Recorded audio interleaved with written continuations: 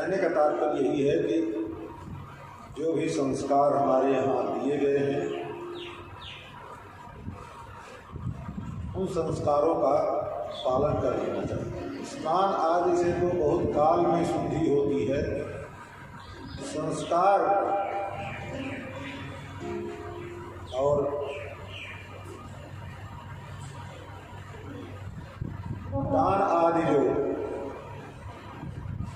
से मन पवित्र हो करके आत्मा को संतुष्टि प्राप्त होती है। अब नंद बाबा ने तो सारा दान जितना भी था मन खोल करके खूब दान लुटाया। कहते हैं सौमंगल्य गिरो विप्राह सूदमागत बंदिनः गायकाश्च गुरुनीदुः खेर्यो दुंदुभयो मुहुः। गायक लोग गान किए, जिनको जो कुछ भी रुचा अपनी रुचि के अनुसार नंद बाबा के यहाँ सब उत्सव मना रहे हैं। अनेक प्रकार के लोग आ रहे हैं, लाला को आशीर्वाद दे रहे हैं, आशीर्वाद दे करके सब जा रहे हैं। अब गोपियों ने सुना, गोपियों ने, तो वो भी सब अपने अपने घर से चले। जिसने भी सुना कि भैया यशोदा ने लाला को जन्म दिया है, सब भैया यशोदा को बधाई देने के लिए आ रहे हैं। कहते हैं गोप्यश्चाकर्ण मुदिता यशोदाया सुतोद्भवम् आत्मानं भूषयान चतुर्वस्त्र कल्पांजनादिभिः। सुना कि मैया ने लाला को जन्म दिया है तो सभी गोपियों ने अपने आप का श्रृंगार किया। आत्मानं भूषयान चतुः, अपने आप का श्रृंगार किया। कहते हैं कैसे श्रृंगार किया? वस्त्र कल्पांजनादिभिः, वस्त्र आभूषण और अंजन आदि से सजाया।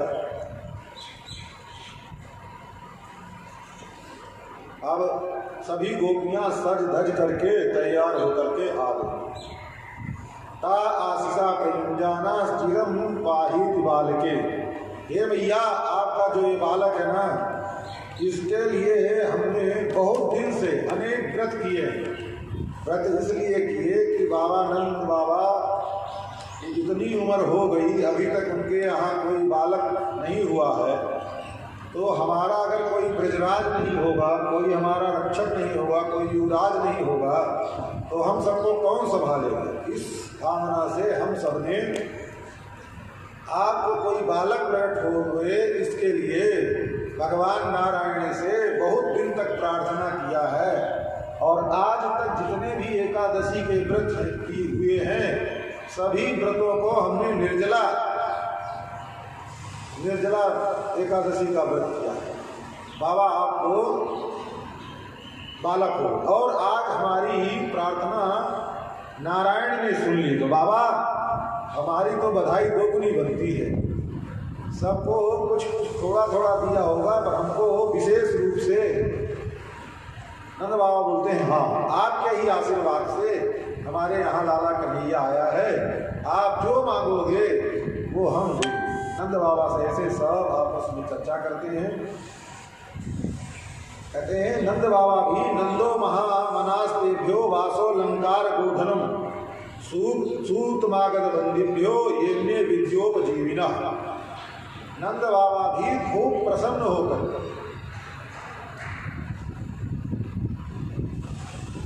दरिद्र तो कलयुग के लोग होते हैं ज़्यादा।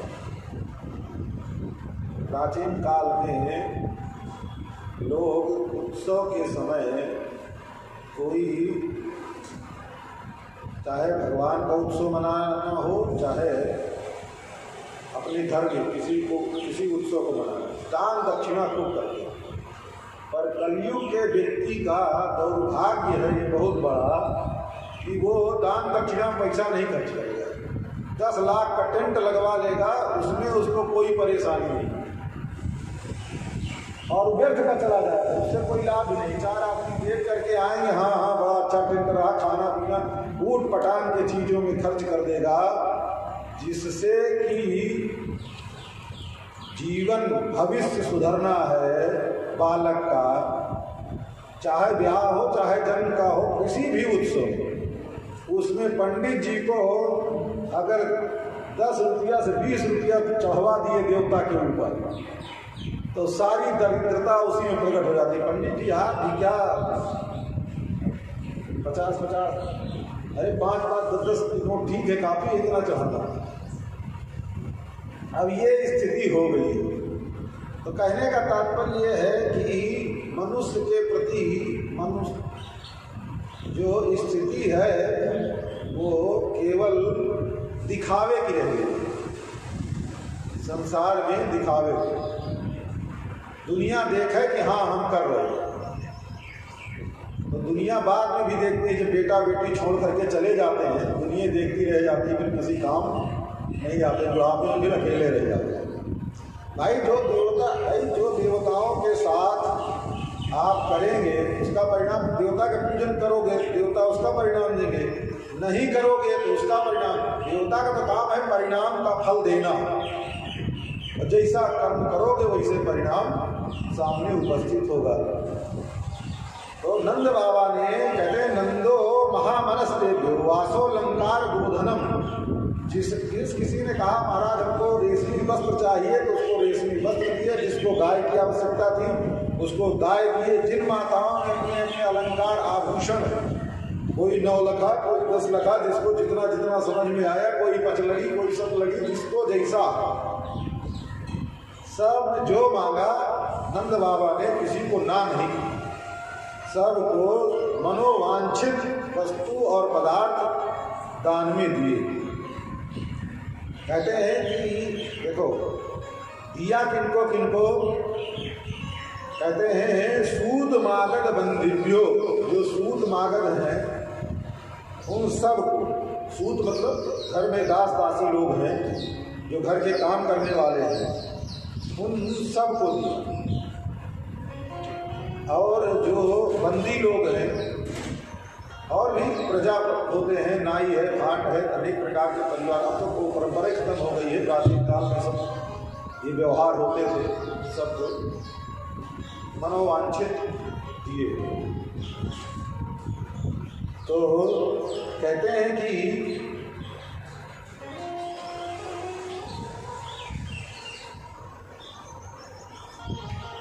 दिया किस लिए नंद बाबा ने, ये दान किस लिए दिया गया? तईस तई कर्म कामई रदीनात्मा यथोचितम पूजय कृष्णोराराधनार्थाय स्वापुत्रस्योदयाय च। जो दान किया पहले तो भगवान का इससे आराधन होगा, और भगवान के आराधन होने से पुत्र का उदय होगा, पुत्र के भाग्योदय होंगे। इस बात को जान करके नंद बाबा ने खूब दान दक्षिणा। अब रोहिणी मैया पति पोषिता है, पति से दूर है, तो हमारे यहाँ शास्त्र में मर्यादा है कि जिन माताओं के पति समीप में ना होने वो माताएं श्रृंगार आदि नहीं करती। माताओं का श्रृंगार पति के लिए, दुनिया को दिखाने के लिए नहीं है। पर आज का तो ये स्थिति हो गई, आप दुनिया को दिखाने के लिए श्रृंगार करें। शास्त्र में वर्णन है कि जिस स्त्री का पति विदेश गया हो, परदेश गया हो, कमाने गया हो, तो वो श्रृंगार आदि ना करे। तो कहते हैं रोहिणी चा महाभागा नंद गोपाभिनंदिता व्यचरन दिव्यवासा श्रकंठाभरण भूषिता। तो मैया रोहिणी ने सोचा कि हमको श्रृंगार आदि तो करना नहीं चाहिए, पर नंद बाबा के घर में इतने दिन बाद बालक पैदा हुआ है, और आज हम अगर उदास मन से रहेंगी तो अच्छा नहीं लगेगा। बाबा की प्रसन्नता के लिए मैया रोहिणी ने भी दिव्य आभूषण श्रृंगार किए, और दौड़ दौड़ करके जो भी आ रहे हैं सबका अभिवादन और सबका सम्मान कर। गोपान गोकुल रक्षायाम नितुम निरूप्य मथुराम गता कंसा नंदा कंसस्य वारिसिक्यम करम दातु गुरुद्वार। नंद बाबा ने देखा बहुत दिन उत्सव मनाते मनाते हो गया, अब जो है नंद को जो वार्षिक कर होता है, हर वर्ष राजा को कर दिया जाता है। जो भी व्यापार करे अपने व्यापार से दशांश राजा को, प्राचीन परंपरा थी, राजा जैसा टैक्स लेंगे उसको वैसे उस अनुसार से। तो नंद बाबा भी वार्षिक कर देने के लिए गोप वालों को बुलाया और बुला करके बोले कि चलो भैया अब कंस को कर देने के लिए प्रधान गोपों को नियुक्त करके गोकुल की रक्षा के लिए गोपान गोकुल रक्षायाम निरूप्य मथुराम गतः नंदा कंस से वार्षिकम करम दातुम कुरु। तो नंद बाबा तो आ गए मथुरा में आ करके नंद बाबा वसुदेव जी से मिले। वसुदेवम उपस्कृत्य भ्रातरम नंदमागतम ज्ञात्वा दत्तकरम राज्ञे ययौ तदवमोचनम। श्री वसुदेव जी ने सुना नंद बाबा आ रहे हैं, कंस को कर देने के लिए कंस के यहाँ मथुरा में आ रहे हैं। नंद बाबा से मिलने के लिए वसुदेव जी भी अपने घर से चले। अब बीच में हुआ ये कि ठाकुर जी महाराज को जब वसुदेव जी महाराज गोकुल में पहुंचा करके अपने यहाँ गए तो कंस जो कन्या को लेकर के गए थे वसुदेव जी, उस कन्या को मारना चाहा। कन्या तो कंस को ही मार करके चली गई, चरण का प्रहार करके। और जाते जाते उसने कह दिया, हे दुष्ट कंस, तू जो अनाचार अत्याचार कर रहा है, बालकों की हत्या कर रहा है, उसको बंद कर दे अगर ज़्यादा दिन तक जीना चाहता है। और रही बात तुझको मारने वाला ब्रजमंडल में पैदा हो गया। कहाँ पैदा हुआ है? नहीं, ब्रजमंडल में पैदा हुआ है। अब तो ब्रज को 84 कोस में है, कोई थोड़ी जगह में तो है नहीं, कहाँ खोजो। तो कंस ने बुलाया अपने अनुचरों को, दूतों को, राक्षसों को बुला करके सबसे सलाह मशवरा करने के लिए सभा बुलाया। और सभा में बैठ करके उसने पूछा कि देवी जी जो गई वो तो बोल करके गई ब्रजमंडल में हमको मारने वाला पैदा हो गया, लगता है कि हमारे साथ कुछ धोखा हुआ। बेकार में ही देवताओं ने हमारे द्वारा देवकी के इतने बालकों की हत्या करवा दी और पाप हमसे करवा दिया। देवता लोग हमसे झूठ बोलते हैं, तो करना क्या चाहिए? बोले बात ये है कि अब जो ब्रजमंडल में बालक हुए हैं उन सभी बालकों को पता करके उनको मरवा देना चाहिए। लोगों ने कहा हाँ, सैनिकों को छोड़ दो, जो भी बालक 10-15 दिन, 1 महीना के जितने भी बालक पैदा हुए हैं उन सभी बालकों को मार करके खत्म करने की आज्ञा दी। कुछ लोगों ने कहा हाँ, किसी के बालक को पकड़ करके उसके सामने मारने जाओगे बिना मतलब निरर्थक निरपराध बालकों को मारोगे तो कोई ऐसे मारने देगा।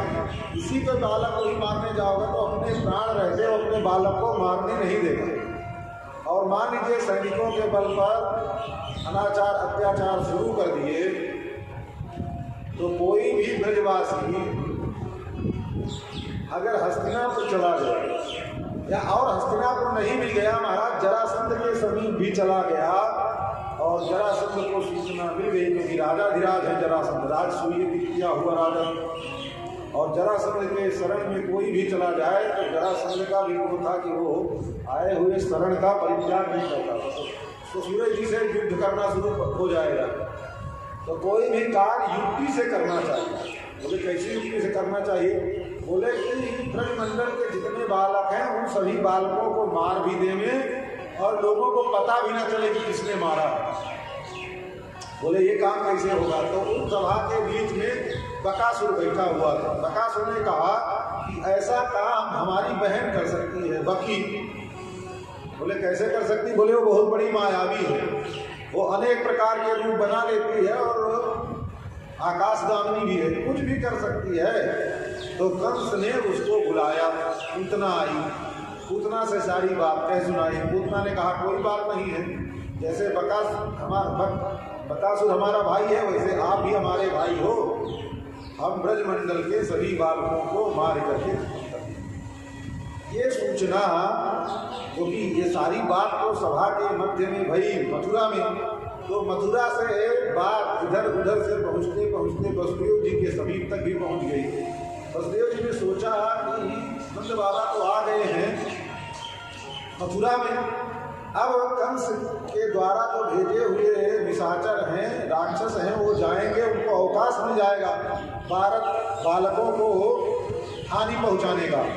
इसलिए वसुदेव जी महाराज अपने यहाँ से चले, नंद बाबा गए कंस के यहाँ जा करके वार्षिक कर प्रदान किया। वार्षिक कर दे करके कुछ अलग से भेंट मुद्राएं दी। कंस ने पूछा कि नंद बाबा ये क्या, आप इस बार कुछ अधिक कर दे रहे हैं? बोले अधिक कर नहीं दे रहे हैं, घर में बालक प्रकट हुआ है, उसी के निमित्त राजा के चरणों में कुछ समर्पित करो। उसी समय वो बहुत प्रसन्न हुआ। प्रसन्न होकर के नंद बाबा के बालक को आशीर्वाद, कोई आकर के आपको उपहार देवे तो आशीर्वाद तो देना ही पड़ेगा, मन होवे चाहे न होवे। तो कंस ने भी राजा होने के नाते नंद बाबा के जो बालक हैं उनको अनेक प्रकार के आशीर्वाद। उसी समय नंद बाबा ले करके सबको चले। रास्ते में जब कंस के दरबार से निकले तो नंद बाबा की प्रतीक्षा वसुदेव जी महाराज कर रहे थे। रास्ते में मिल गए, दोनों लोग मिले और मिल करके गले लग करके आपस में चर्चा करने लगे।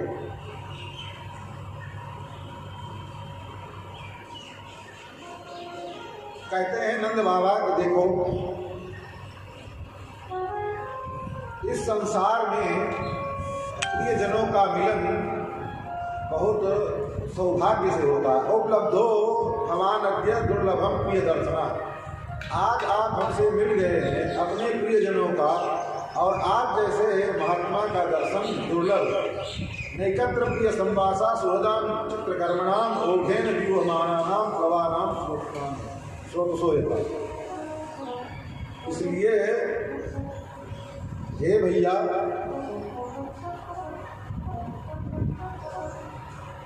नंद बाबा ने कहा कि आपके ऊपर तो बड़ी बड़ी विपत्तियां आई।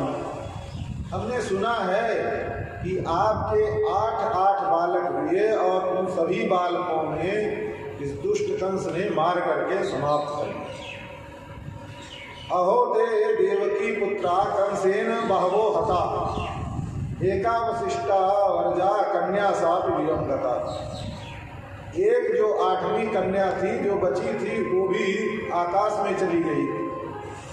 तो आपको तो बहुत नूनम है दृष्ट निष्ठो हो यम दृष्ट परमो जना। तो आपको बड़ा कष्ट हुआ है।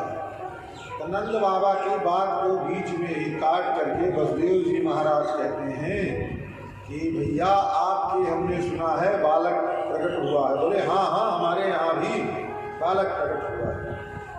तो ठीक है, हमारे बालक नहीं है तो हम आपके ही बालक को अपना बालक मान लेंगे। बोले हाँ भैया बिल्कुल, हमारे बालक भी आपके ही बालक।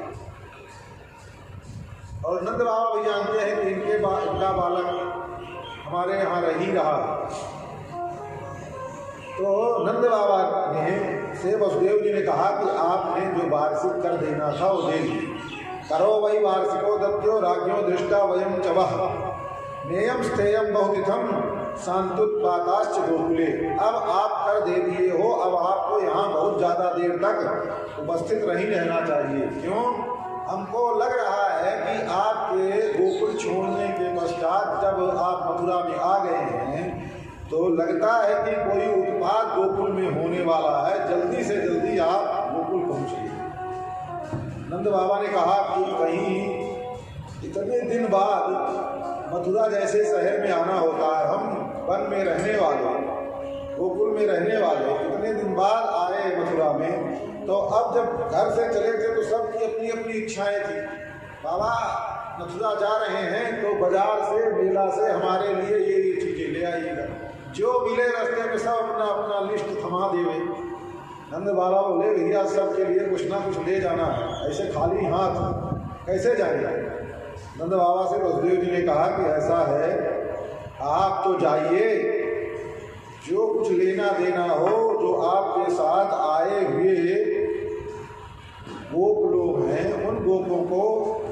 सामग्री लेने के लिए नियुक्त कीजिए और आप जल्दी से जल्दी गोकुल जाइए।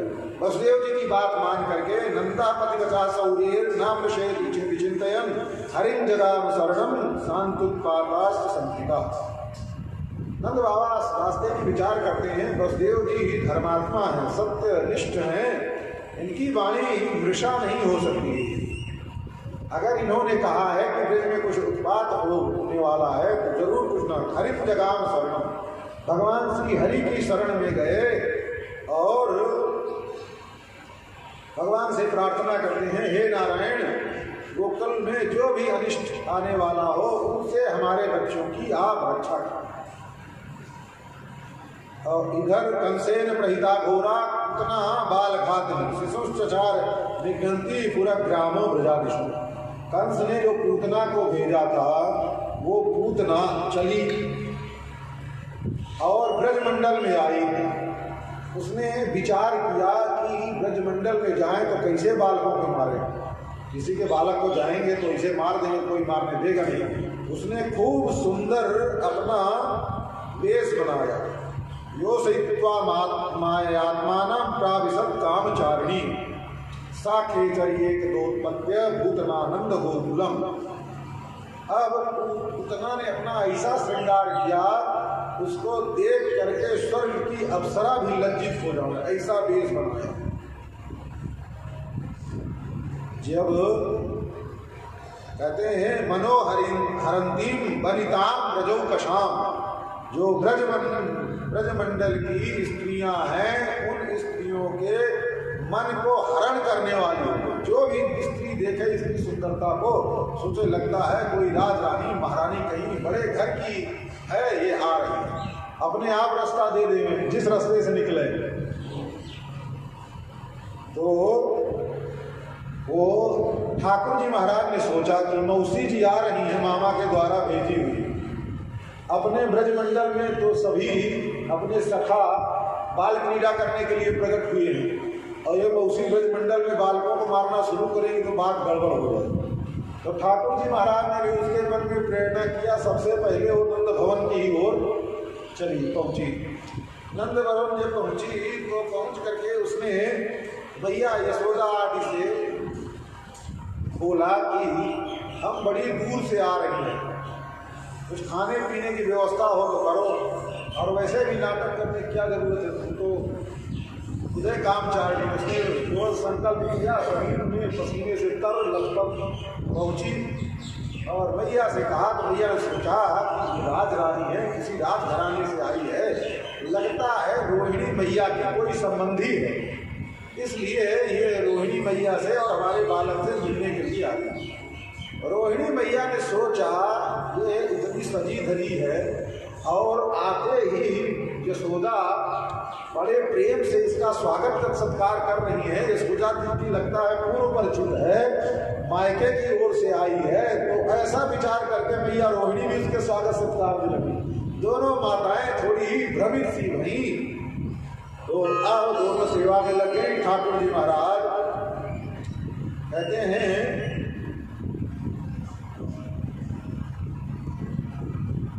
विबुद्धताम बालक मारिका गृहाम चराचरात्मा निमीलिते क्षण। ठाकुर जी महाराज के समीप गई। वही दोनों माताएं चली गई, दोनों माताओं को समीप से हटा दिया। ठाकुर जी महाराज पालने में लेटी हुई है। ठाकुर जी पालने में लेटे हुए हैं। वो गई, पहुंच गई ठाकुर जी के समीप। ठाकुर जी ने सोचा मौसी आ तो गई है पर देखना नहीं चाहिए, क्या करना चाहिए। ठाकुर जी ने सोचा कि हमारी दृष्टि जिसके ऊपर पड़ जाए, सन्मुख हो जीव मोहि जन्म जब ही जन्म कोट अघनाशन, तभी जो भी हमारे सन्मुख आ जाता है उसके करोड़ों जन्म के पाप नष्ट हो जाते हैं। और मान लीजिए हमारी दृष्टि इस पर पड़ी और इसके करोड़ों जन्म के पाप खत्म हो गए तो परम पवित्र हो जाएगी। जो पवित्र होने के ही इसके अंदर जो दुष्ट भावना है जो हमको मारने के लिए आई है, तो फिर ये मारेगी नहीं। ठाकुर जी ने ये विचार करके, क्योंकि अगर मारेगी नहीं तो आगे की लीला नहीं बढ़ेगी। ठाकुर जी महाराज ने सोचा ब्रज की लीला आगे बढ़े, इसलिए ठाकुर जी ने नेत्र बंद कर लिए।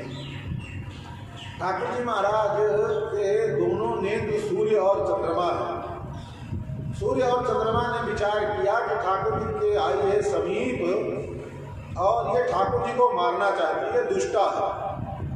तो चाहिए ये कि किसी दुष्ट का मुख नहीं देखना चाहिए। कोई हत्यारा हो तो उस हत्यारे का मुख नहीं देखना चाहिए। तो बहुत बड़ी हत्यारनी है जो बच्चों को मारने के लिए आई है। तो सूर्य और चंद्रमा छुप गए, दोनों ठाकुर जी के नेत्र हैं। तो इसलिए ठाकुर जी महाराज ने नेत्र बंद कर, ठाकुर जी महाराज के नेत्र बंद हो गए। ठाकुर जी महाराज ने सोचा कि देखो ये पूतना मौसी हमको मारने के लिए आई है, तो अब अगर हम अपने नेत्र खोले रहेंगे तो नेत्र से नेत्र का मिलन होगा, तो प्रीतिर नयन योगता। पूतना का नेत्र और ठाकुर जी महाराज का नेत्र मिल गया तो किसी के नेत्र से भी किसी का नेत्र मिलता है तो दोनों के हृदय में प्रेम का संचार होता है। और कहीं हमारे नेत्र पूतना मौसी के नेत्र से मिले और पूतना के नेत्र में हमारे प्रति प्रेम का संचार हो गया तो लीला बिगड़ जाएगी। ऐसे ही ठाकुर जी महाराज के नेत्र बंद करने के अनेक भाव महापुरुष लोग प्रकट करते हैं। अब वो जो भी हुआ, ठाकुर जी महाराज ने पूतना को देखा ही नहीं, नेत्र बंद कर दिए। और वो भी सोची कि लाला सो रहा है, प्रेम से लाला को पालने से उठाई और उठा करके ले करके चली। घर से बाहर निकली, सोची कि यहाँ अगर कुछ करेंगे उठपटांग तो बालक रोएगा, चिल्लाएगा, तो घर के लोग दौड़ करके आ जाएंगे। जल्दी जल्दी वो लाला कन्हैया को गोद में लिया और ले करके वो घर से बाहर निकली। और घर से बाहर निकलते ही आकाश मार्ग में चली गई और बस ठाकुर जी महाराज को, लाला कन्हैया को उसने अपने वक्षस्थल को निकाला और लाला के मुख में दे दिया। कहते हैं तस्मिन् स्तनम दुर्जर वीर मूलबणाम घोरांत मादा यशोर ददावत गाढ़म कराभ्याम भगवान प्रपीड्यतत्। ठाकुर जी महाराज के मुख में उसने अपना स्तन दिया तो ठाकुर जी महाराज ने भी गाढ़म खूब जोर से उसके स्तन को पकड़ लिया।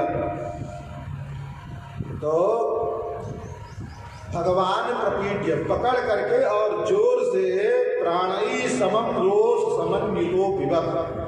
ठाकुर जी महाराज ने उसके दूध नहीं पिया, क्रोध के साथ में ठाकुर जी महाराज ने उसके प्राण को भी क्रोध में आकर के प्राण के साथ में पूतना के दूध का पान श्री ठाकुर जी महाराज ने किया।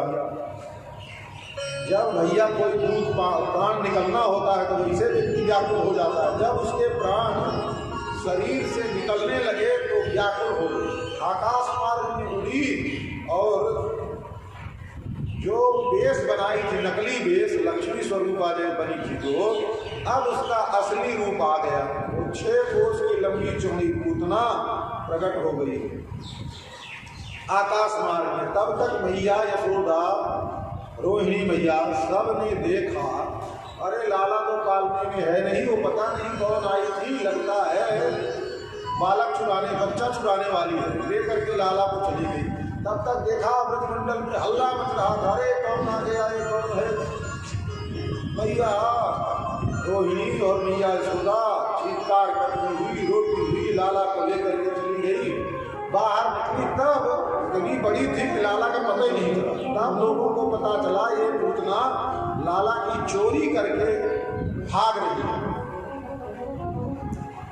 और इधर ठाकुर जी महाराज ने जब उसका दूध पान करना शुरू किया तो उसका प्राण निकलने लगा। जब प्राण निकलने लगा तो वो चिल्लाती है, सा मुंच मुंचाल निधि प्रभाषणी निपीड्यमाना खिल जीव वर्मणि विपित्रो नेत्रे चरणों भुजो मुहु प्रस्फुन्न गात्रा छिपती रोद। अब बोल रही है, छोड़ दे लाला, छोड़ दे। ठाकुर जी महाराज ने कहा, मौसी पकड़ना आता है, छोड़ना नहीं आता है।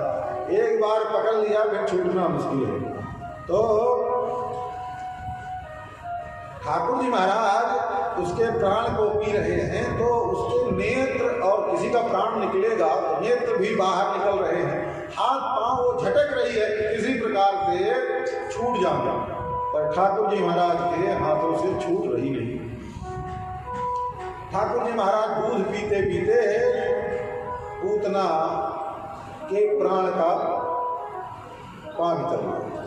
अब पूतना का निष्प्राण शरीर जब हो गया, जब तक प्राण था तब तक वो अपना आकाश मार्ग में उड़ रही थी, जब निष्प्राण हो गया तब वो ऊपर से पत गिरी। प्रसार्य गोष्ठे निरूपमा स्थिता वज्राहतो वृत्त इवा पतन नृप।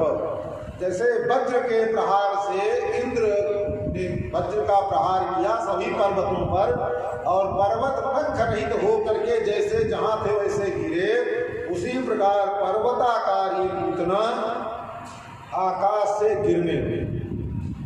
अब पतमानोपि तद्देह स्त्री तद्देह त्रिगभ्यूतम तरद्रुमान चूर्णयामास राजेंद्र महतासीद अदद्भुतम। कहते हैं कि अब वो जो पूतना गिरी तो 6 कोस में जितने भी वृक्ष पेड़ पौधे थे सब के सब चकनाचूर हो गए।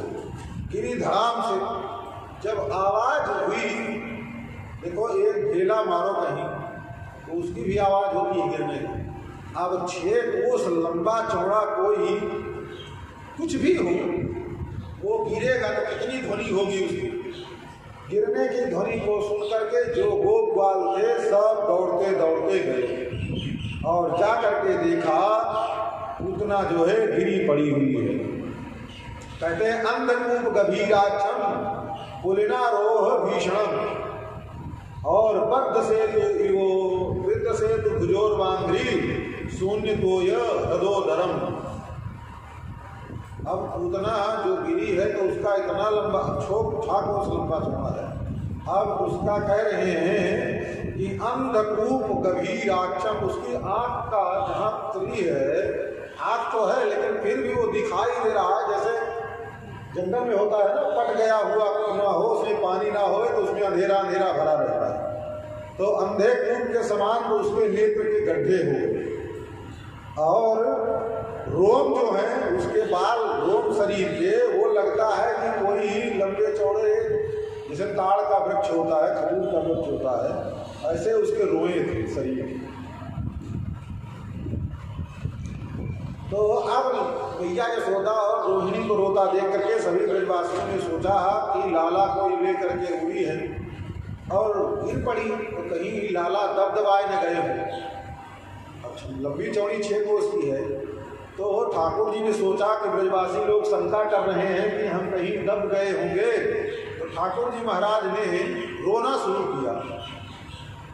पूतना के पेट पर जो कोई दूध पिलाएगा तो वक्षस्थल के पास में रखेगा ना, ठाकुर जी महाराज उसके वक्षस्थल के पास में थे और वहीं से रुदन करना प्रारंभ किया। अब रुदन करना प्रारंभ किया, हाथ पांव झटक, 6 दिन का बालक कैसे रोएगा, हाथ पांव झटक करके जब रोना शुरू किए तो लेटे यहाँ थे। अब यहाँ से नीचे का भाग गहरा होता है तो ठाकुर जी महाराज हाथ पांव छोड़ करके जैसे रोना शुरू किए कहाँ कहाँ करके, तो लोगों को तो ब्रजवासियों का आवाज़ सुनाई दी, पर ठाकुर जी महाराज सरकते सरकते पूतना देवी के नाभि मंडल में पहुँच गए। और महाराज उस सरोवर समझिए एक लंबा चौड़ा इतना गहरा,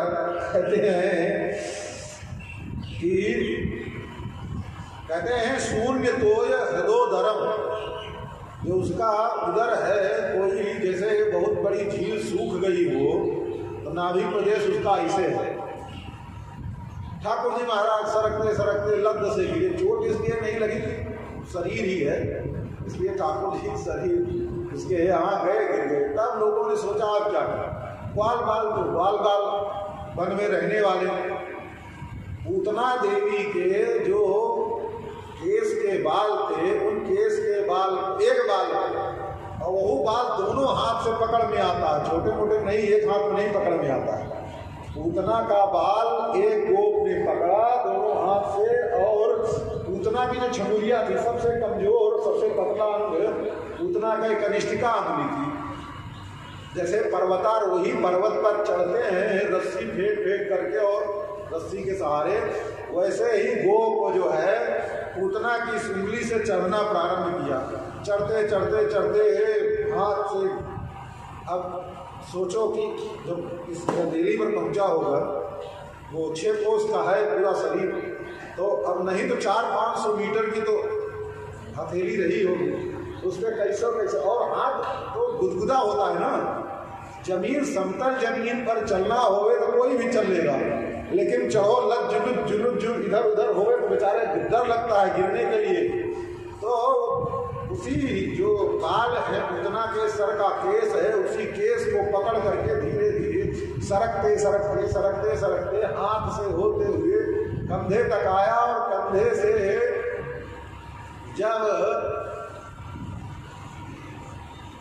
पूतना के वक्षस्थल को पार करके, वक्षस्थल के मध्य का भाग ऐसा जैसे पर्वत की कंदरा है, दो पर्वत की श्रृंखला होवे, उसके मध्य से कोई निकले, वैसे वो निकल करके छुपते छुपाते जैसे ही यहाँ से नीचे उतला तो लग्न से वो भी गिरा सरक करके देखा। लेकिन पहलवान था जोरदार, बाल नहीं छोड़ा, केस नहीं छोड़ा, केस पकड़ करके अंदर तक पहुंचा और पहुंच करके लाला को लिया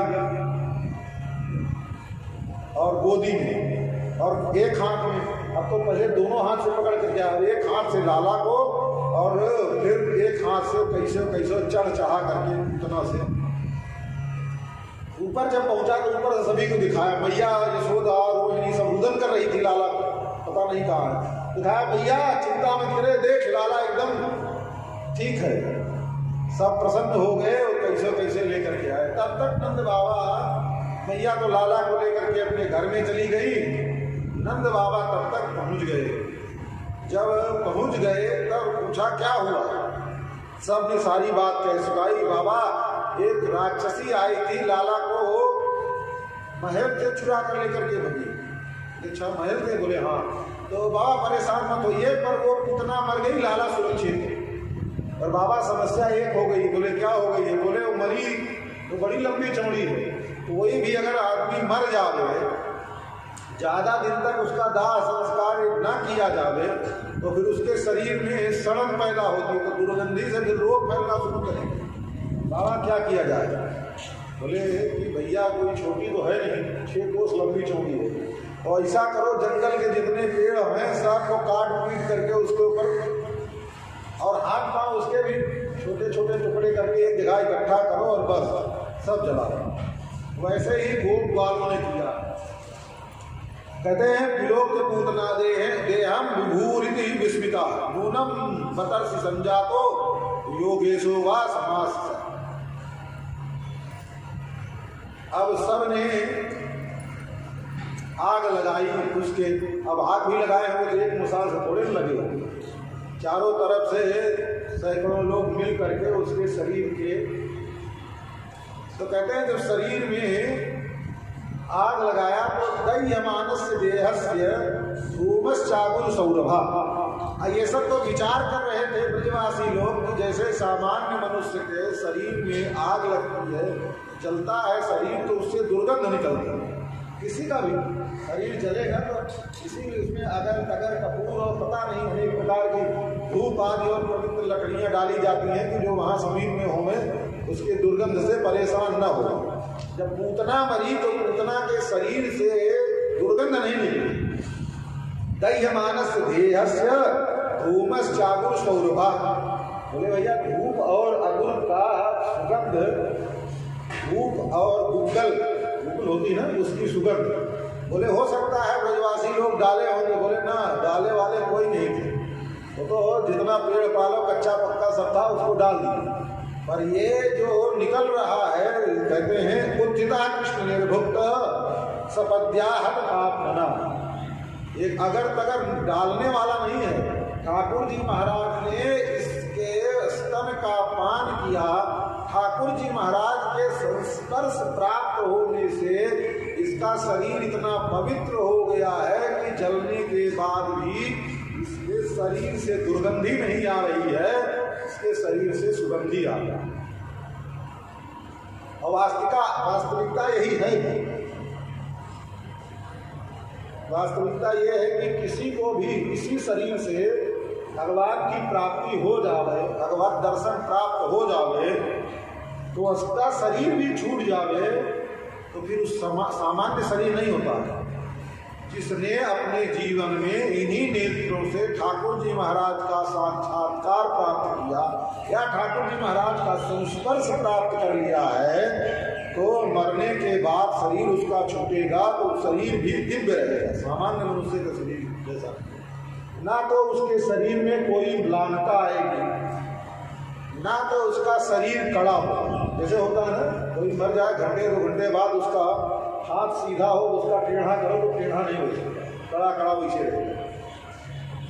पर कोई दिव्य आत्मा जो होते हैं उनका शरीर छूटता है, भगवत दर्शन प्राप्त होंगे तो उनका वैसे ही जैसे जीवित अवस्था में शरीर मुलायम होता है, जिधर चाहो मोड़ दो, जिधर चाहो रोक दो, जिधर घुमाना घुमा दो, ऐसे ही दिव्य उनका देह होता है। हमने देखा है महापुरुष, ऐसे महापुरुषों का शरीर, उनके शरीर में कोई भी मरने के बाद इस प्रकार का दोष नहीं है। तो महापुरुष लोग कहते हैं कि ऐसे ही जब उतना का तो ठाकुर जी महाराज ने दूध पान किया तो उसका भी शरीर सामान्य नहीं दिव्य हो गया।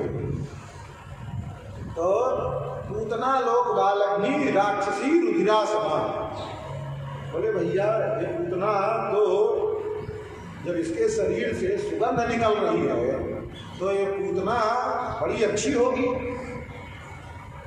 बोले अच्छी कुछ नहीं है, पूतना लोक बालक नहीं। बोले इसका कोई काम अच्छा नहीं है, कर्म अच्छा हो तो आदमी अच्छा होता है, पर इसका कर्म क्या है? लोक बालक। संसार के जितने भी 6 दिन से छोटे बालक होते हैं, 6 दिन के बालकों को सबको मारने का काम ये करती है। तो कर्म भी इसका अच्छा नहीं तो अच्छी कैसे हो सकती है? उतना लोग बालक।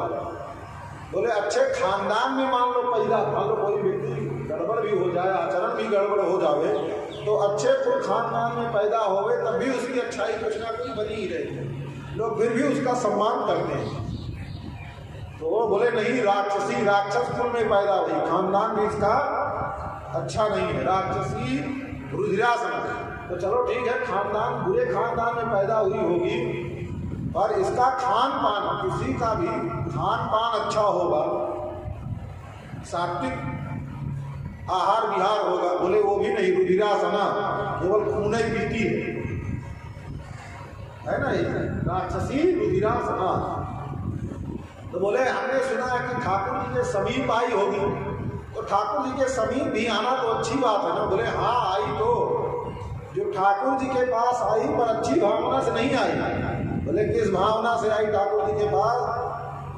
कहते हैं जिघान सया विहरे, भगवान के पास आई तो, पर भगवान को भी मारने के लिए आई, ठाकुर जी से प्रेम करने के लिए नहीं आई। फिर भी कहते हैं जिघान सया विहरे, और बस इसका कोई गुण नहीं है। गुण तो हमारे ठाकुर जी महाराज का है कि ठाकुर जी के समीप आई। कहते हैं कि स्तनम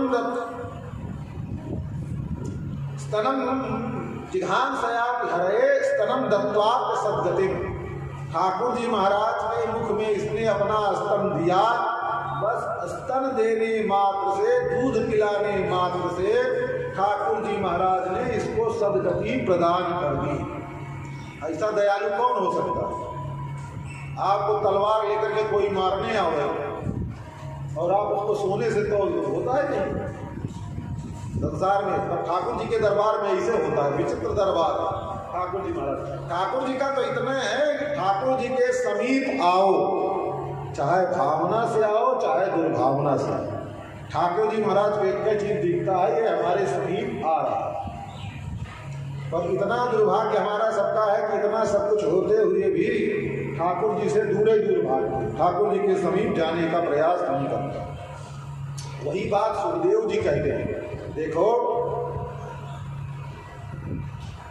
कि पुनः श्रद्धया भक्त्या कृष्णाय परमात्मने, जो कृष्ण परमात्मा है उनमें अगर कोई श्रद्धा पूर्वक प्रेम पूर्वक किम पुनः, क्या स्थिति होगी उसकी जब कोई पूतना मारने के लिए आई तो उसको सदगति देगी ठाकुर जी, और कोई प्रेम पूर्वक कृष्ण परमात्मा के समीप आवे ठाकुर जी का यक्षण प्रियतनम किम अनुरक्तास्तन मातरो यथा, जो ठाकुर जी के समीप आवे तो ठाकुर जी महाराज उसको क्या नहीं दे देंगे।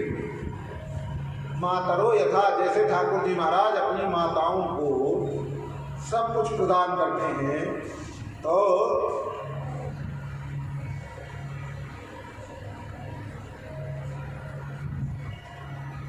जब राक्षसी को ठाकुर जी महाराज ने दे दिया, कहते हैं या धान्या पिसा स्वर्गम अवापो जननी गति, जब राक्षसी को ठाकुर जी महाराज ने स्वर्ग मतलब वैकुंठ दे दिया, राक्षसी या धान्य या राक्षसी को कृष्ण भुक्ता तन क्षीरा किम गाओ नुमातरा, और जिन गायों ने प्रेम पूर्वक लाला कन्हैया को अपना दूध पिलाया होगा और जिन माताओं ने अपना दूध पिलाया होगा, भगवान देवकी पुत्र कैवल्य अखिल प्रदा, भगवान जो देवकी के पुत्र हैं वो कैवल्य और अखिल को पूरे ब्रह्मांड को वैकुंठ को प्रदान कर देते हैं। अब ऐसे वर्णन करते हुए किमिदम एवेति वदन्तो ब्रजमायु ते तत्र वर्णितम गोपय्य पूतना गमनादिकम, ये जो चिंतन है ना, ये सब चिंतन नंद बाबा आदि ऐसा चिंतन करते हुए गोकुल में आ गए और आ करके निवास कर। इधर मैया और यशोदा रोहिणी ने देखा ठाकुर जी महाराज को पूतना ने स्पर्श किया है, तो ठाकुर जी महाराज के अंग प्रत्यंग को ठाकुर जी के ही नाम से ठाकुर जी की रक्षा करा। ठाकुर जी महाराज को स्नान आदि करा करके ब्राह्मणों को बुलाया, स्वस्तिवाचन आदि कराया, ब्राह्मणों से आशीर्वाद दिलाया। महाराज इसको जो भी गंडा तकलीफ जो कुछ भी लगे, बालक का हमारे कोई बाल बाका न करे, ऐसा आप उपाय करिए। ब्राह्मण लोग भी आए और ठाकुर जी महाराज के स्वस्थयन और ठाकुर जी महाराज के लिए कवच आदि का पाठ करके ठाकुर जी की रक्षा की। अब एक दिन ठाकुर जी महाराज को लेकर के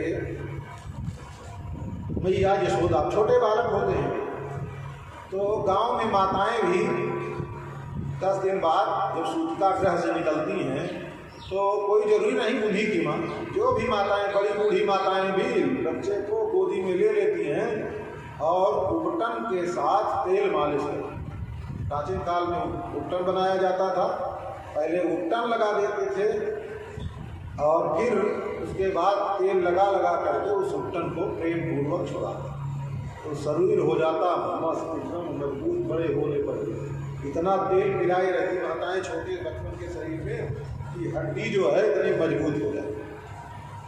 तो मैया यशोदा ने भी अपने लाला को लिया और लाला के शरीर का मर्दन कर रही है। कैसे कर रही है?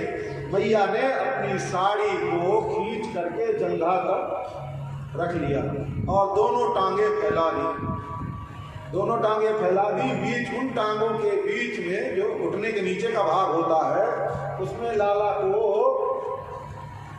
पीठ के बल लिटा दिया।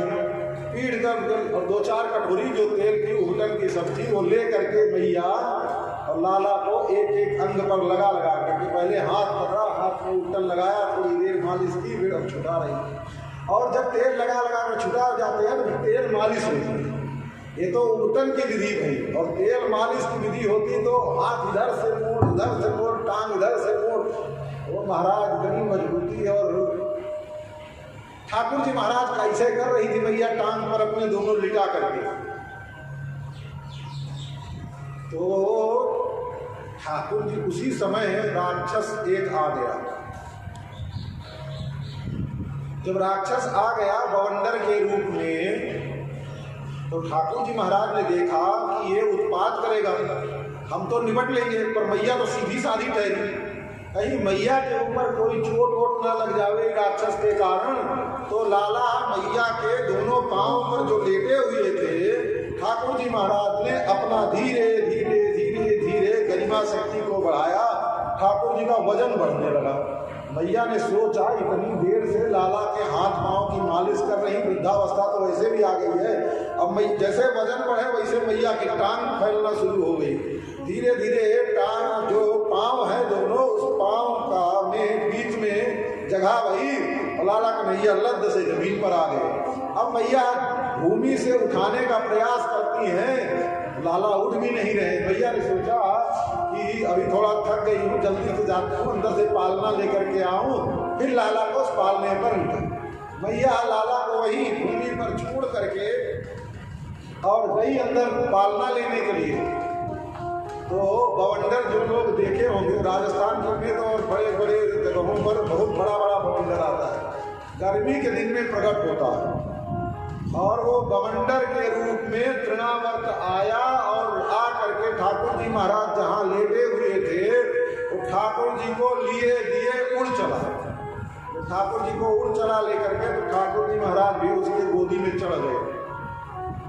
गोदी में चढ़ करके उसने सोचा कि उड़ करके जाए और बालक को मार करके समाप्त करें। ठाकुर जी महाराज उसके गए और कूद करके कंधे पर बैठ गए।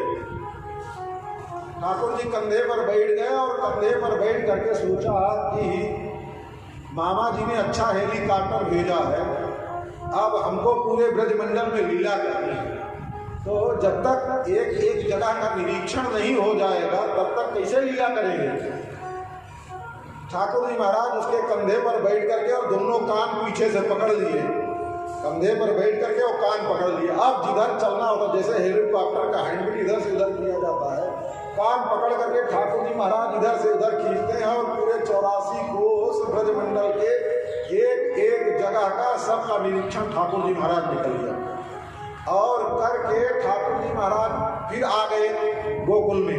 गोकुल में आ करके ठाकुर जी ने सोचा कि अब इसको मार देना चाहिए, क्योंकि अपना काम तो पूरा हो गया। जब काम खत्म हो गया तो इसकी कोई आवश्यकता है नहीं, राक्षस को मार करके समाप्त कर। ठाकुर जी महाराज कंधे पर बैठे बैठे ही उसका टेटुआ गला जोर से दबा दिया, प्राण रुंध गया, सांस लेने का अवकाश नहीं मिला उसको और वो मर गया। जब मर गया तो अब ऊपर आकाश में उड़ रहा था। अब आकाश में उड़ते ही ठाकुर जी ने सोचा कि ये नीचे गिरेगा, भाई ब्रजवासी लोग शंका करेंगे कि ये गिरा तो इसका शरीर फटफटा गया, और कन्हैया गिरा तो कन्हैया को कुछ नहीं हुआ, कोई ना कोई जादू होना जरूर कन्हैया ने। तो ठाकुर जी महाराज ने भी चालाकी की, वो जा करके तृणावर्त तो दूर गिरा। ठाकुर जी महाराज गायों के लिए जहाँ चारा भूसा रखा जाता है, बड़ा ऊंचा बना करके रखते हैं उसके ऊपर ठाकुर जी महाराज जा करके गिरे और वो जा करके बाहर गिरे। लोगों ने देखा लाला तो गिर रहा है और अच्छी मुलायम जगह पर लोग दौड़ के गए, लाला को ले करके आए। ठाकुर जी महाराज प्रसन्न को लेकर के मैया के समीप जाते हैं और जा करके मैया को दे फिर कहते हैं कि ठाकुर जी महाराज विप्रा मंत्र विदो युक्तास तैर्या प्रोक्तास तथा शिवा शिशा ता निष्फला भविष्यन्ति ना कदाचिदपि स्फुटम। कहते हैं मैया ने ब्राह्मणों को बुला करके स्वस्ति वाचन कराया, ब्राह्मणों से आशीर्वाद दिलाया। तो कहते हैं जो विप्र मंत्रविद होते हैं, जो ब्राह्मण मंत्रों के जानकार होते हैं, उनका आशीष, उनका आशीर्वाद अमोघ होता है, उनका आशीर्वाद निष्फल नहीं जाता है। जो एक बार कह देंगे तो उनकी वाणी सत्य हो जाता है। अब ठाकुर जी महाराज इस प्रकार से अनेक प्रकार की लीला कर रहे हैं ब्रजमंडल में। एक दिन ठाकुर जी महाराज मैया यशोदा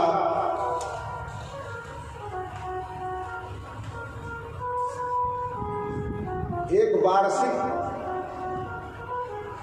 मासिक ठाकुर जी महाराज का नक्षत्र आ गया। जन्मर्क्ष योग। ठाकुर जी महाराज रोहिणी नक्षत्र में प्रकट हुए थे। रोहिणी नक्षत्र आ गया तो मैया और नंद बाबा ने घर में उत्सव मनाया। जब उत्सव मनाया तो बड़ी भीड़ जुट गई। पहली बार ठाकुर जी का जन्मोत्सव मनाया गया, उसमें तो मैया यशोदा सम्मिलित नहीं हुई थी। मैया तो सूचिका गृह में थी, पर अब मैया प्रसन्न होकर के लाला के जन्म का उत्सव मना रही है। जब जन्म का उत्सव मना रही है तो उसी समय ठाकुर जी का श्रृंगार आदि करके मैया ने देखा कि घर में बड़ी भीड़ हो गई है। क्या करें, घर में अब गोप गालों का घर है, बड़ा भारी महल है, पर ठाकुर जी के खाने के लिए और बाबा के यहाँ गायें बहुत हैं। दूध दही मक्खन सब रखने के लिए जो सकट मतलब बैलगाड़ी जो होती थी, जब बैलगाड़ी काम लायक नहीं रह जाती तो उसके पहिया को निकाल करके रख देते और उसमें जो समभाग होता उसको रस्सी से बांध करके और घर की छत से लटका देते, क्योंकि नीचे तो अनेक प्रकार के जीव जंतु सब आते हैं और दूध दही मक्खन रखने के लिए वो बड़ा उपयुक्त हो जाता। तो मैया ने देखा, अब लाला के पालना को गई और ले जा करके उसी में सकट में टांग दिया।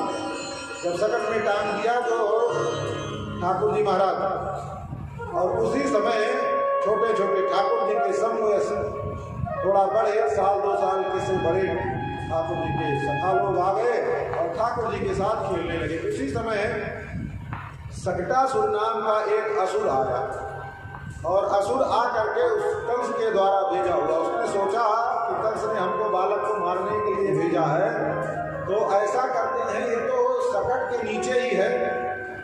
तो वो सकट पर चढ़ गया और सकट पर चढ़ करके अपना वजन बढ़ाना शुरू किया।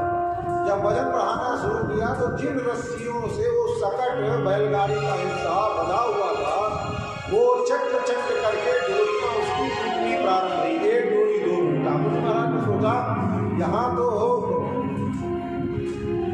अनेक प्रकार के वाद्य की ध्वनि आनी चाहिए और ये तड़ाक तड़ाक की ध्वनि कहाँ से आ रही, टूटने फूटने वाली। ठाकुर जी महाराज ने देखा वो रस्सियां टूट रही हैं। ठाकुर जी महाराज ने जितने भी गोप ग्वाल समीप में थे सबको बोले कि देखो वो यमलार्जुन का वृक्ष है, दौड़ करके जाओ। सबसे पहले ठाकुर जी महाराज एक महीना के भी ज्यादा बड़े नहीं हुए, दौड़ करके जाओ और जा करके देखो सबसे पहले उस यमलार्जुन के वृक्ष को कौन छू करके आता है। जितने भी गोप ग्वाल बालक थे सब दौड़ लगाई और दौड़ करके गए यमलार्जुन के वृक्ष को छूने के लिए। ठाकुर जी महाराज तब तक वो सकटासुर वजन बढ़ाया और सकट ऊपर से गिरा।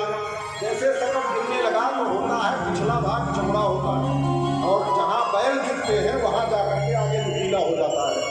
सकट गिर रहा है तो उस असुर ने कमर पर हाथ गिरने लगा तो किस प्रकार से बालक के ऊपर सकट गिरता है उसको देखने के लिए सकट से ऊपर करके सामने खड़ा हो गया, कमर पर हाथ रखकर।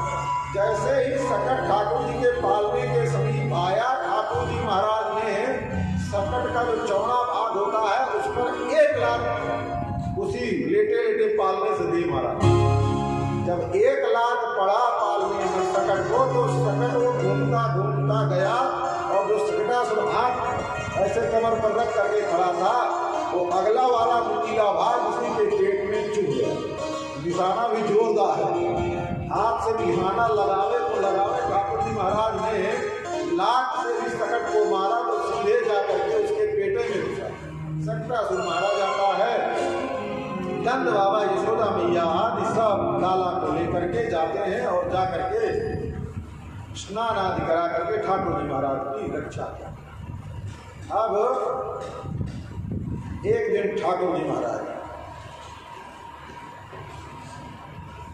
अब ठाकुर जी जब 1 महीना के हो गए तो नाम संस्कार करना चाहिए, नामकरण करना चाहिए, बालक का नामकरण संस्कार।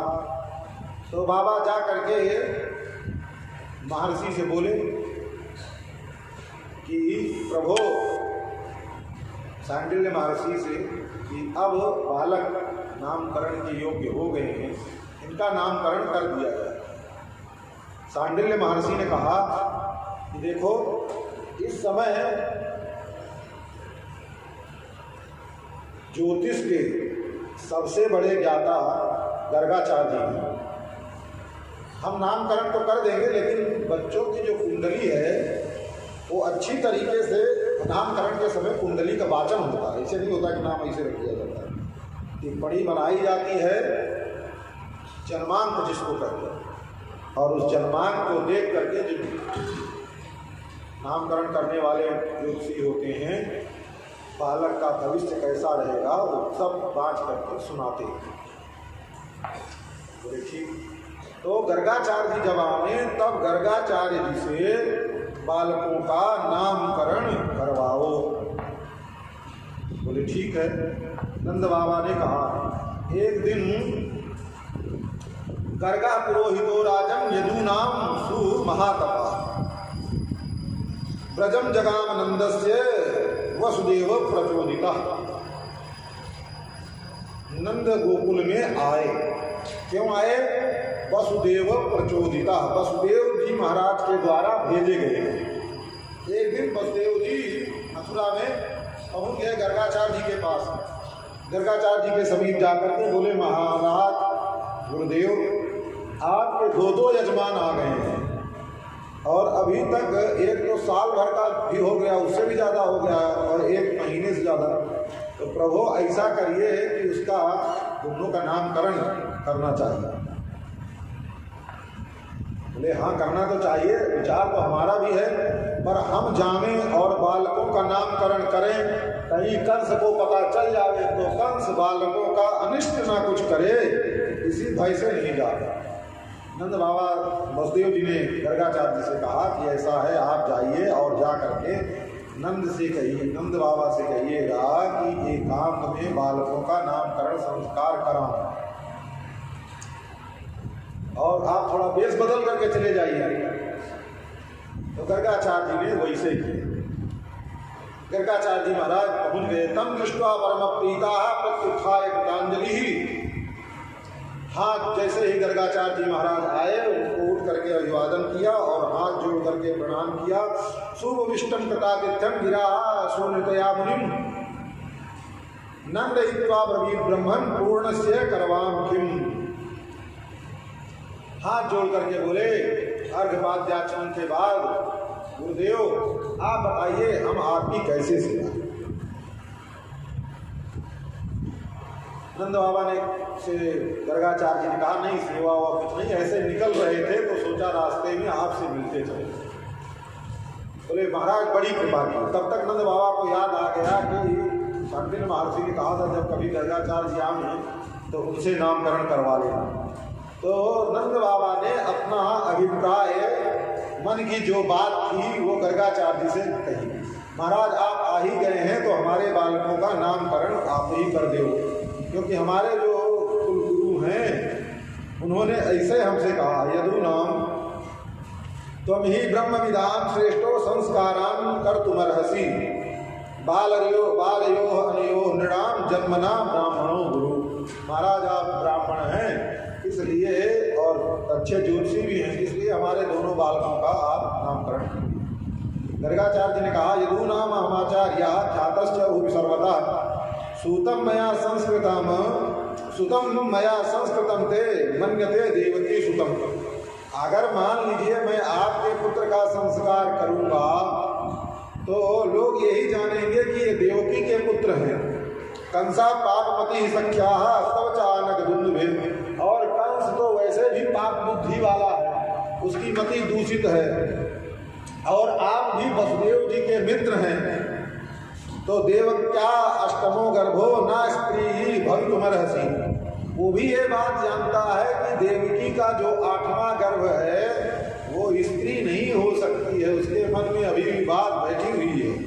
इत संचिन्तयन् छुत्वा देवक्या दारिका वचः अभिहंता गता शंका तर्हि तन्नो नयो भवेत। इसलिए उसको उसकी शंका जो है, जो वो सोच रहा है, उसकी शंका बलवती हो जाएगी। हम अगर नामकरण संस्कार कर दिए तो वो समझ जाएगा कि निश्चय ही नंद बाबा के जो बालक हैं वही देवकी पुत्र हैं। नंद जी ने कहा अलक्षितोस्मि रहसी मामकैरपि गोव्रजे गुरु द्विजात संस्कारम स्वस्ति वाचन पूर्वकम। हे प्रभो, हम जो नाम संस्कार कराएंगे बिल्कुल एकदम चुपचाप, हमारे गोकुल से कोई बात बाहर नहीं जाएगा। नंद बाबा से गर्गाचार्य जी ने कहा ये कुछ नहीं है, आप जब थोड़ा करते हो तो थोड़ा नहीं होता है, बहुत बड़ा हो जाता है। बोले तब महाराज क्या करें? बोले ऐसा करो, महल में तो नहीं कराएंगे, जो गोष्ठ है जहाँ गायें रखी जाती हैं गौशाला में बालकों को ले आओ, यही छोटा मोटा पूजन करके संस्कारित करना है। भीड़ भाड़ जोड़ने की जरूरत नहीं है, भीड़ भाड़ आप बाद में जोड़ लीजिएगा, अभी केवल बालकों का छोटा सा पूजन करके नाम संस्कार कर दिया। केवल आप, रोहिणी, यशोदा और बालक, बस इतने लोग। नंद बाबा इतने पर भी तैयार हो गए। गर्गाचार्य जी तो विराजमान भये गौशाला में, और नंद बाबा ने जा करके मैया यशोदा और रोहिणी से कहा गर्गाचार्य जी आए हैं, बहुत बड़े ज्योतिषी हैं और वो बालकों का नामकरण करेंगे, आप दोनों अपने अपने बालक को लेकर के गौशाला में आ जाओ। मैया यशोदा और रोहिणी ने सुना बहुत बड़े कोई ज्योतिषी पंडित जी आए हैं। मैया यशोदा ने कहा कि पता नहीं नाम बाबा को तो, नंद बाबा को तो जो कोई पंडित जी मिल जाते हैं सब बड़े विद्वान होते हैं, पहुँचे हुए सब दिखाई देते हैं। अब पता नहीं कैसे पंडित जी आ गए हैं, उनसे नामकरण करवा रहे हैं, तो चलो हम सब भी देखते हैं पंडित जी कुछ जानते वानते हैं कि ऐसे ही। तो गर्गाचार्य जी ने के समीप माता मैया यशोदा और रोहिणी अब की क्या, जाते जाते अपने बालकों को दोनों ने बदल लिया। लाला कन्हैया को मैया रोहिणी ने ले लिया और बलराम जी को मैया यशोदा ने ले लिया। मैया ने कहा रोहिणी जी से, देखो अब रोहिणी जी तो गर्गाचार्य जी को जानती हैं, उनके कुलगुरु हैं, रोहिणी जी को कुछ बताने की जरूरत नहीं है। पर मैया तो सदैव अपने गांव में रही है, गोकुल में, गोकुल से बाहर कभी गई नहीं, कुछ तो गर्गाचार्य जी के बारे में जानती नहीं। मैया ने यशोदा ने कहा देखो जो पंडित जी आए हैं, आपके बालक को और हमारे बालक को अगर पहचान गए कि कौन किसका बालक है, तब तो समझेंगे पंडित जी जानकार हैं कुछ, और नहीं पता चला तो फिर जान जाएंगे कि ऐसे पंडित जी हैं। तो जब गई और बैठ गई तो पूजन हो गया, सारा पूजन हो करके अब नामकरण के लिए जैसे पंचांग खोला, पंचांग खोल करके गर्गाचार्य जी ने कहा देखो अयम ही रोहिणी पुत्रो रमयन सुहृदो गुणई। यशोदा जी की गोदी में जो बालक है उसकी तरफ इशारा करके नंद बाबा से और यशोदा जी से कहते हैं कि अयम ही रोहिणी पुत्रो, यशोदा जी जिस बालक को आप गोद में ले रखी हो ये रोहिणी का पुत्र है, अपने गुणों से ये पूरे संसार में रमण करेगा। आख्यास्ते रामेति बलादिव्यात् बलम विदुः, रमण करने के नाते इसका नाम राम होगा और बल की अधिकता हो जाएगी तो इसको लोग बलराम कहेंगे। भैया प्रसन्न यशोदा बाबा एकदम जो है जानकार है, पहुंचे हुए हैं, भैया प्रसन्न हो गई। अब यदूनाम पृथक भावात् संकर्षणम कुशन्यत्व आसन् वर्णस्त्रयो याश्च गृह्णतोऽनुयुगं तमुः। और किसी समय में इनका एक यदुवंश में किसी एक गर्भ से दूसरे गर्भ में आकर्षण किया गया है, इसलिए इनका नाम संकर्षण भी होगा। दो नाम बता दिए बलराम जी के। अब लाला कन्हैया की ओर इशारा करते हुए कहते हैं आसन वर्णस्त्रयो यस्य गृह्णतो नुयुगं तनु शुक्लो रक्तस्तथा पीत इदानीं कृष्ण कृष्णताम गतः। इनके अनेक अवतार हुए हैं और ये अनेक रंग के प्रकट हुए। पहले तो ये शुक्ल में हुए, फिर रक्त में हुए, फिर पीत में हुए और इदानीम कृष्णताम गता, ये कृष्ण स्वरूप से प्रकट हुए हैं, इसलिए इनका नाम कृष्णताम गता, इनका कृष्ण नाम होगा। रागयम वसुदेवस्य क्वचित जातस्य तवात्मजा। पहले कभी पूर्व जन्म में ये पहले कभी ये वसुदेव जी के पुत्र के रूप में भी पैदा हुए हैं, इसलिए वासुदेव श्रीमान अभिज्ञा संप्रत्यक्षते, इनको लोग वासुदेव भी कहेंगे। गुणकर्मान रूपाभ्याम अतः बहूनि सन्ति नामानि रूपाणि च सुतस्यते। हे मैया, आपके लाला के बहुत नाम होंगे।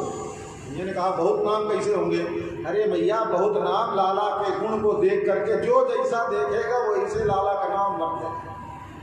लाला सांवला है तो कोई काला कलूटा कहेगा, कोई कनुआ कहेगा, कोई बंसी बजाएगा तो मुरलीधर कहेगा, बंसीधर कहेगा। इस जो काम करेगा ये उस काम के अनुसार इसके अनेक प्रकार के नाम आज से लेकर के और अंत तक इसके नाम बढ़ते ही जाएंगे, नाम इसका घटेगा। भैया भी प्रसन्न हो गए, हमारे लाला का कितना बड़ा नाम होगा। कहते हैं पूरा अमीन ब्रजपतो पते साधु दस्यु पीड़िता अराजके लक्ष्मणा जिज्ञुर दस्यु समेधिता। और ये जितने भी ब्रजवासी हैं उन सब की रक्षा करेगा। एतस्मिन् महाभागा प्रीति कुर्वन्तु मानवा नारयो भी भवन्ते तान् विष्णुपक्ष युवासुरा तस्मात् नन्दात्मजोऽयं ते नारायण समो गुणैः। सबका की रक्षा करेगा, सब इससे प्रीति करेंगे। और आपके पुत्र के भी गुण कैसे होंगे? नारायण समो गुणैः। जैसे नारायण सबके रक्षक है, सबकी रक्षा नारायण करते हैं, वैसे ही आपका ये बालक भी सबकी रक्षा करेगा। तो इसके भी गुण नारायण के जो श्रिया कीर्त्यानुभावेन गोपायस्व समाहिता, अपनी श्री और कीर्ति से सभी की और अपने गुणों से सभी जनों की रक्षा करता। नंद प्रभुते मेरे आत्मनम पूर्णमासिसा। नंद जी ने जब नामकरण संस्कार करा लिया तो अपने आप को परिपूर्ण मान लिए, बहुत प्रसन्न हुए और प्रसन्न होकर के बाबा की सेवा करते। ठाकुर जी महाराज का नामकरण हुआ।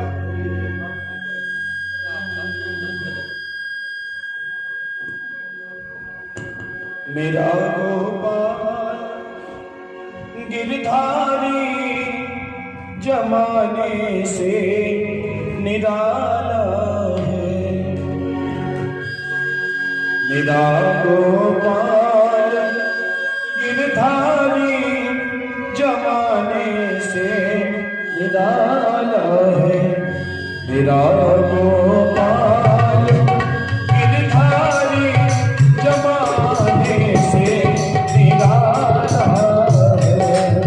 मेरा गोपाल गिरधारी जमाने से निराला है। मेरा गोपाल गिरधारी जमाने से निराला है। रंगीला है रसीला है, रंगीला है रसीला है, ना भोला है ना काला है। रंगीला है रसीला है, ना भोला है ना काला है। मेरा गोपाल गिरधारी जमाने से निराला है।